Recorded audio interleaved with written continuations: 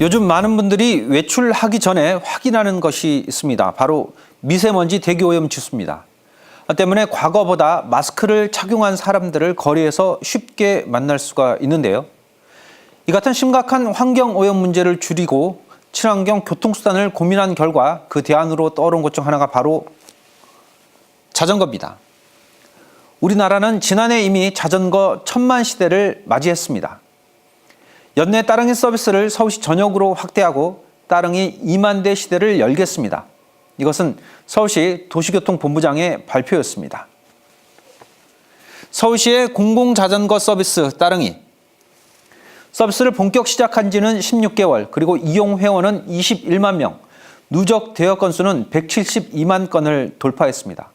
그만큼 자전거가 중요한 교통수단으로 활용될 수 있을 것이라는 반증일 겁니다.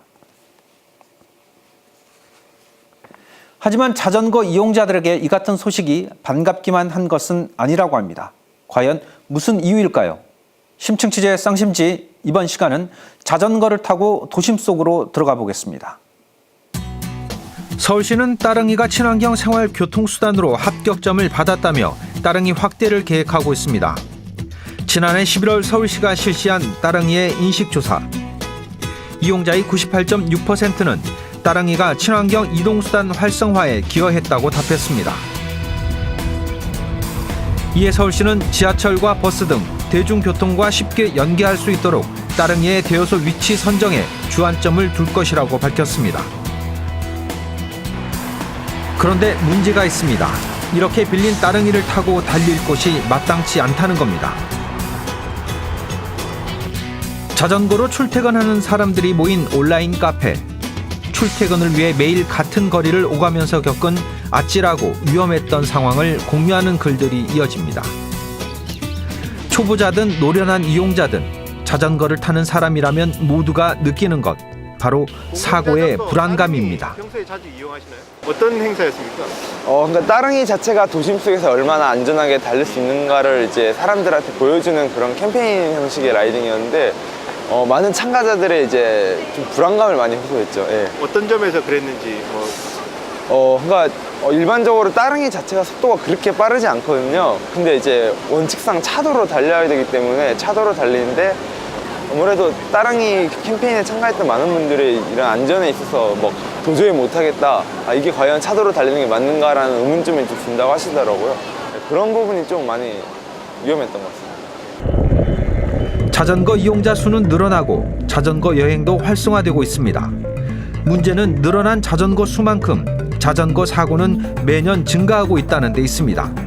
2014년에 급격한 증가를 보였고 그 이후에도 사고는 줄지 않고 있습니다. 정책 위반자들이 잘못한 거죠. 네.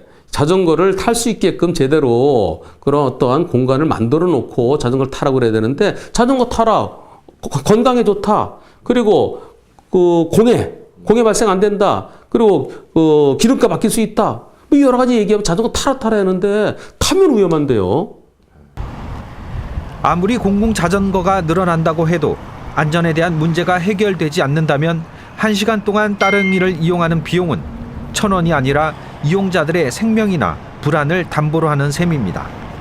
자전거가 잘 달릴 수 있는 환경이 갖춰져 있어야 그때 이제 따릉이 수를 늘려야 많은 사람들이 자전거를 이용할 수 있다고 생각이 드는데, 이런 환경적인 요건이 이제 개선되지 않는 이상은 아무래도 따릉이 정책은 쉽지 않을 거라고 저는 생각이 듭니다.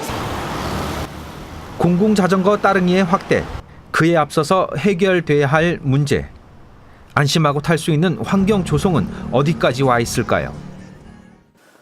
최근 늘어나는 자전거 수만큼이나 증가하고 있는 것이 바로 자전거 교통사고입니다. 그런데 이 사고들은 자전거 이용자만 조심해서는 막을 수가 없는데요. 지난 5년간 발생한 자전거 교통사고를 살펴보면 피해 비율이 68.7%에 이르고 있습니다. 이는 자전거가 사고를 일으킨 것보다는 당한 사례가 많다는 이야기입니다. 더 큰 문제는 해마다 이 같은 자전거 교통사고가 늘고 있다는 데 있습니다. 혹시 제대로 갖춰진 길이 없어서 보행자나 차량과 뒤섞이면서 이 같은 사고가 발생하고 있는 것은 아닐까요? 이 법적으로는 차로 구분되고 있지만 현실 도로에서는 제대로 대우를 받지 못하고 있는 자전거, 오갈 데 없는 천덕꾸러기 신세를 면치 못하고 있습니다. 그런데 도로교통법상 자전거 도로는 모두 4가지로 운영되고 있었습니다. 먼저 자전거 전용 도로입니다. 인도와 같은 높이로 설치가 되어 있으며 차도와는 펜스로 구분이 되어 있는데요. 자전거만 이용할 수 있습니다. 두 번째는 자전거 전용 차로입니다. 보시는 것처럼 차도와 같은 높이로 설치가 되어 있습니다.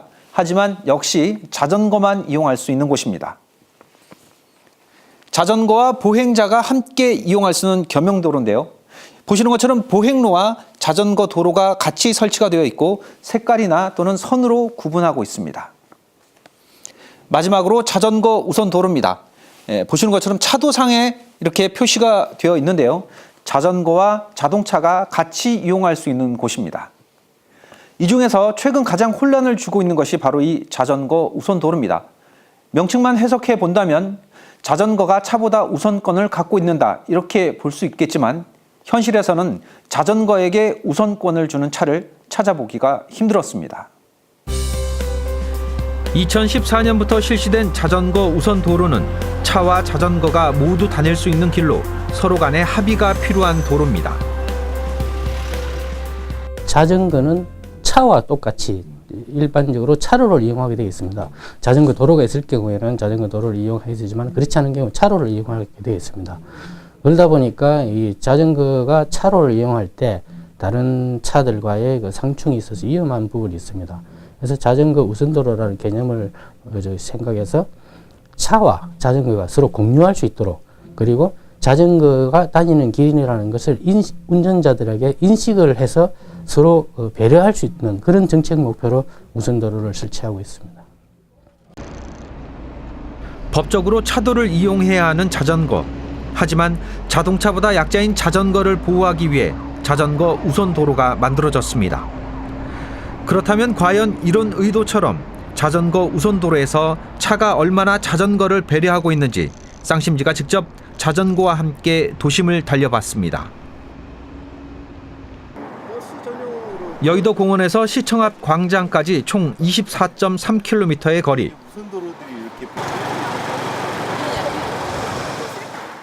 출발은 순조롭습니다.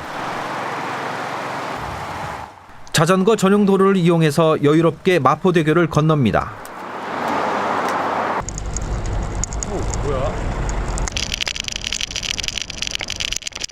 마포대교를 지나 자전거 우선 도로를 발견했지만 상황이 여의치 않습니다.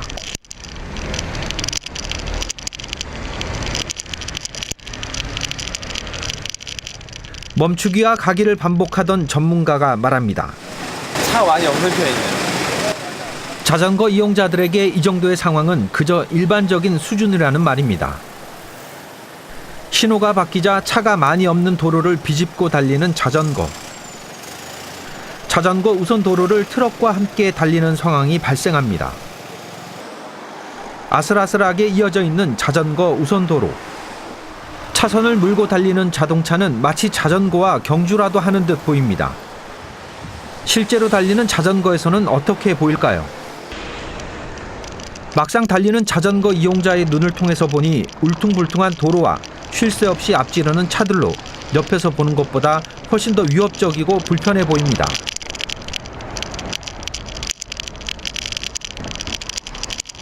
오르막길이 있으면 내리막길도 있는 법. 잠시 후 아현동 고개를 지나니 내리막길이 나옵니다.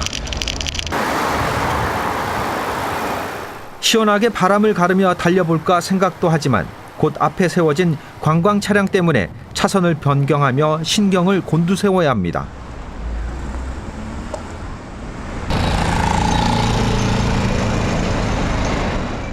짧은 내리막길 후 다시 만난 오르막길.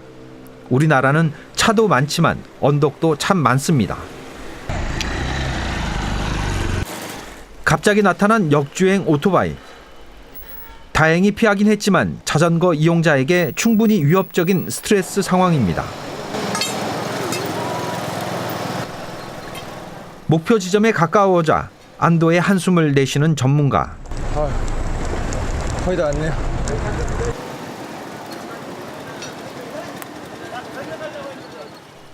도착 지점까지는 얼마 남지 않은 상황. 하지만 한순간도 긴장을 늦출 수는 없습니다.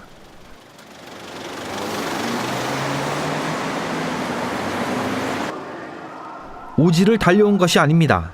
단지 자전거 우선도로를 이용했을 뿐인데 불안감과 긴장감이 쉽게 가시질 않습니다.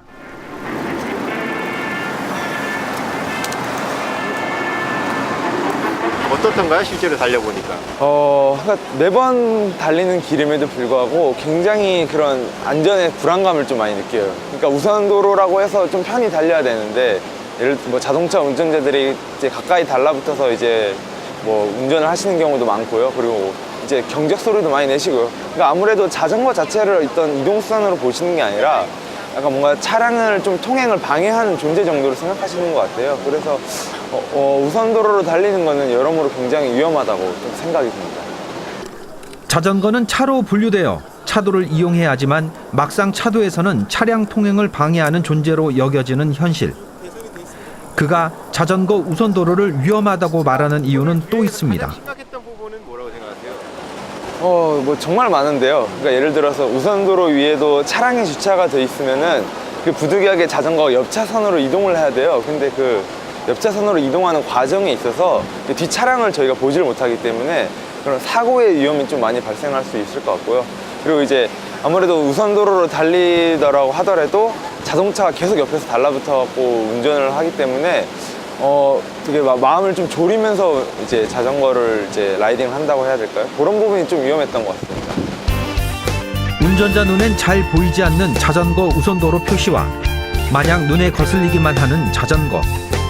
어느 누구에게도 이로울 곳이 없어 보입니다. 여러분은 어떻게 보셨습니까? 자전거 도로를 주행하기 때문에 안전하다 이렇게 느끼셨나요?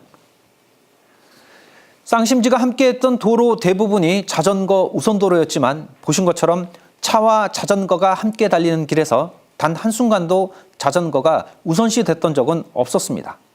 그렇다면 다소 속도가 느린 공공자전거인 따릉이는 과연 자전거 우선도로를 달리는데 아무런 문제가 없을까요? 논란이 되고 있는 자전거 우선도로를 조금 더 알아보겠습니다. 마음 편히 달릴 수도 안전하게 달릴 수도 없습니다. 오히려 자전거에게 위협을 느끼게 하는 이 자전거 우선도로는 대체 왜 있는 걸까요? 자전거 우선도로의 그 설치 목적이 서로 같이 사용한다는, 그걸 갖다가 하면서 약자를 배려하는 그런 목적이 있기 때문에 우선도로라고 하면서 자전거를 갖다 좀 더 배려하라, 그런 뜻으로 저는 알고 있습니다. 자전거를 우선으로 배려하라는 취지로 만들어졌다고는 하지만 정작 운전자들은 그 사실을 전혀 모르는 듯 보입니다.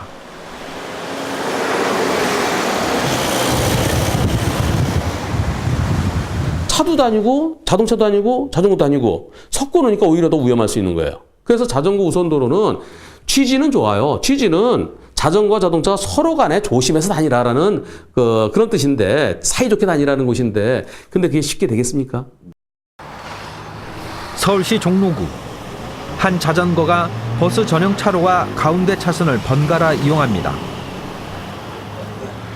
가까이에서 도로를 살펴보니 2차선 도로에서 우선 도로 표시가 지워진 흔적이 있습니다. 가끔 가다가 이제 설계를 하면서 좀 잘못 설계하는 경우도 있습니다.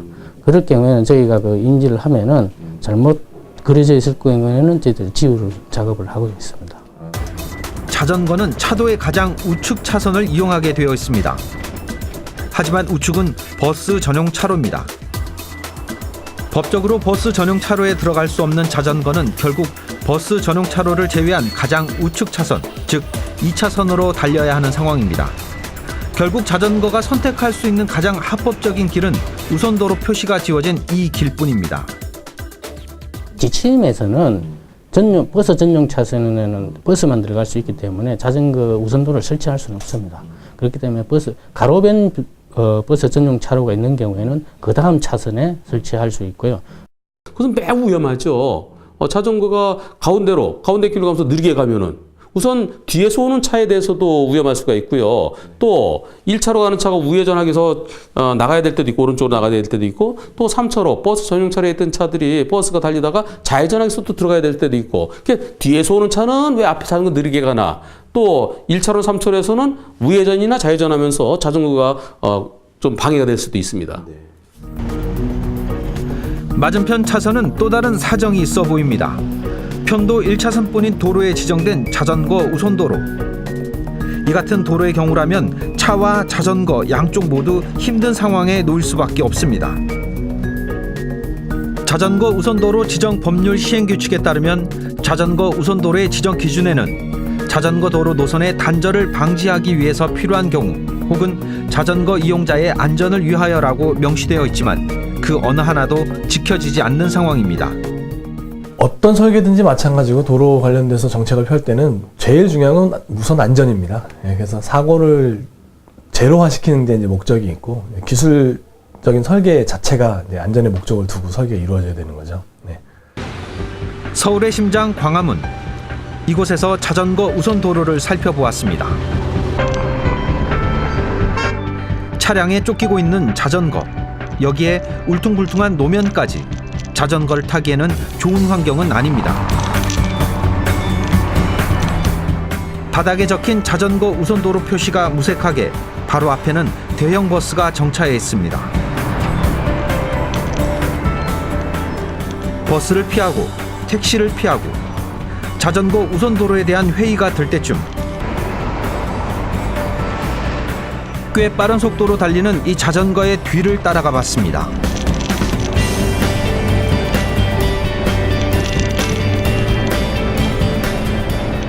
갑자기 중앙차선 쪽으로 진입하는 자전거. 우회전 차선이 3개였기 때문입니다.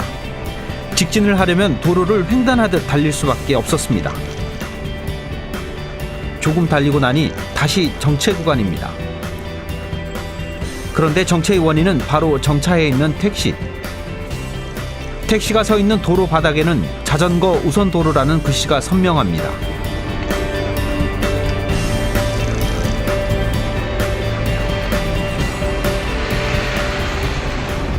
잠시 후 다시 만난 자전거.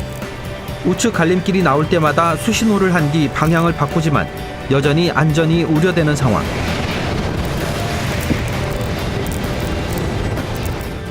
우리나라의 자전거 우선 도로는 과연 안전할까요?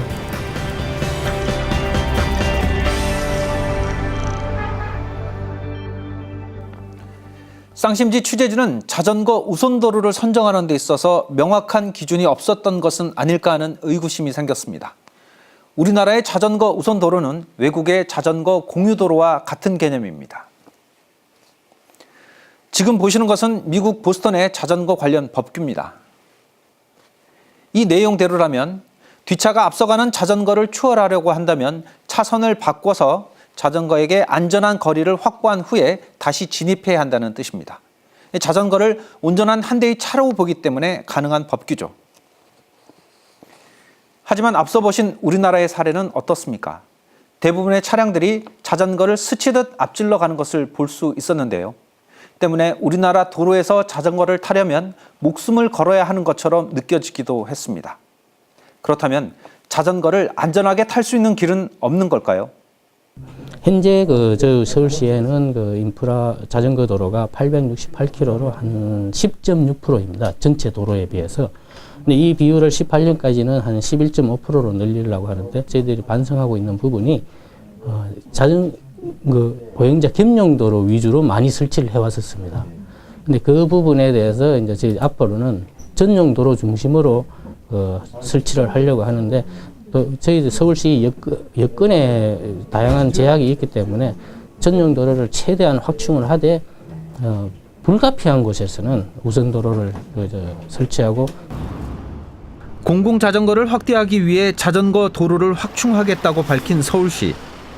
자전거 전용 도로와 우선 도로를 함께 설치한다는 계획입니다. 도로 확충도 좋지만 자전거 이용자의 안전이 우선돼야 할 것입니다. 우리는요, 자동차 우선 그런 문화이기 때문에 정책 위반자들이 자동차 소통에다가 제 1번 순위를 두는데요. 그게 아니고 자전거를 위해서 한 차로를 만들어줘야 돼요. 차로 하나 줄이고 차로 하나 줄이고 자동차 타지 말고 자전거 타라. 안전한 곳에 타라. 이 차로는 오로지 자전거만 다닐 수 있다. 자동차 못 들어온다. 많은 사람들로 하여금 자전거를 타게 하면 승용차 타고 출퇴근하는 사람들 많이 줄어들 거 아니겠습니까? 국내 자전거 이용자는 세계 어느 국가와 견주어도 결코 적은 수가 아닙니다. 하지만 자전거 문화는 개선되어야 할 부분이 손에 꼽지 못할 만큼 많습니다. 우리나라 같은 경우는 자전거 그냥 뭐 대충 사가지고 바로 공로에 들어갈 수 있는데, 도로에 들어갈 수 있단 말이에요. 근데 일본은 그게 안 됩니다. 헬멧 착용 안 하면 이제 오토바이 그 헬멧 미착용처럼 밧데리로 다 발부되고, 그래서 면허증까지 다 나오기 때문에 완전 차랑 똑같습니다.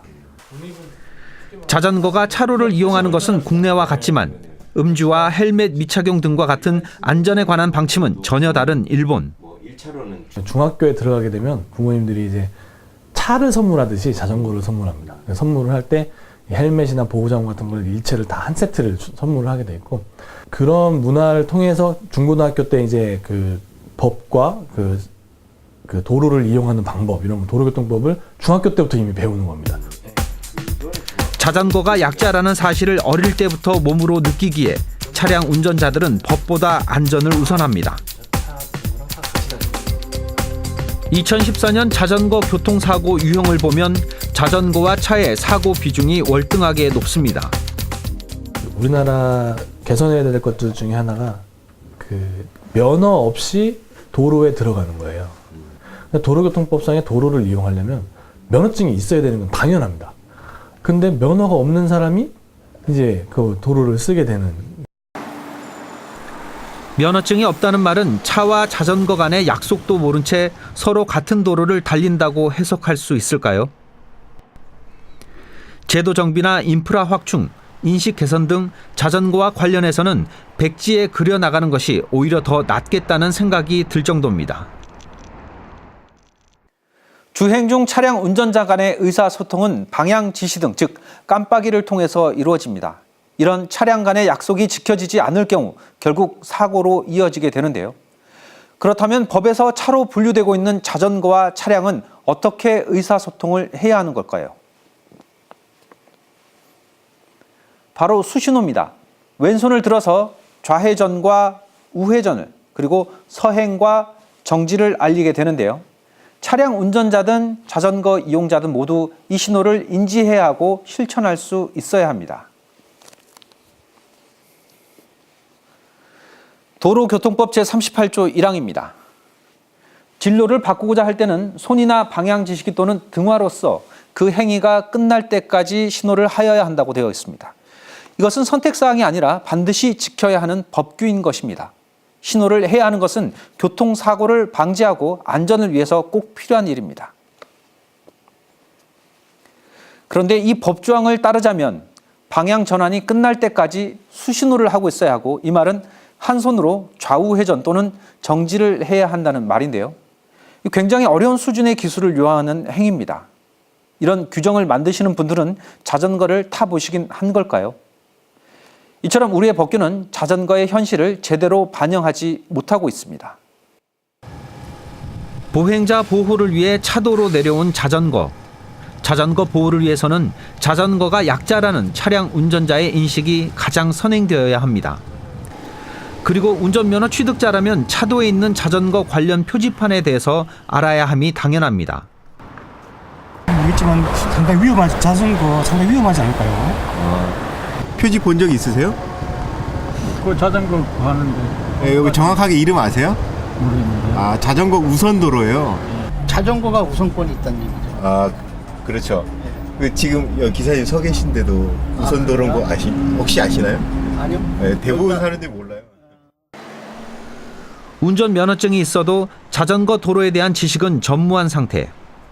운전자들에게 자전거 이용과 관련한 교육이 시급해 보입니다.